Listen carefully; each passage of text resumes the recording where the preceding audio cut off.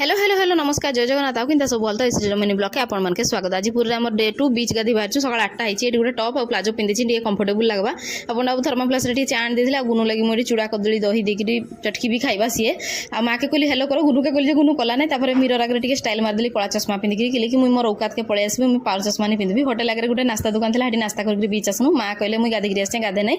आम बाहर आगु नहीं बीच मुझे बहुत डरुली पानी आसिक जेन फेरे नहीं बालिका खसरी जे मत लगे मुझे भितर ढुकीजी बोलिकिना आउना डर नहीं लगे आउ पूरी आम वर्षे 2 थर 3 थर निहाती आसू कि मोर भी फेवरेट प्लेस पूरी आउ पंडा बाबू भी आ बहुत मजा लगे आउ इंता भी कहन सब ओडिया मान भैकेशन प्लेस होची पूरी तो 4-5 घंटा गाधलु तापर एठी बसलु छाई रे पंडा गुड़िए पैड़ पानी आनदेले पीलु तापर जेन बीच रे मिठा का मिले कि मिठा का भी मुई गुटे गुटे टेस्ट कली बढ़िया लगला आ फेरला बेले टिके काकुड़ी खाइलु आ गुनो लगी भी मुई नहीं जाइतली से पळैथिलानी आ सब गाधी पाधी फ्रेश होकर लंच लगी भी पळै आसलु आज लगी एतकी।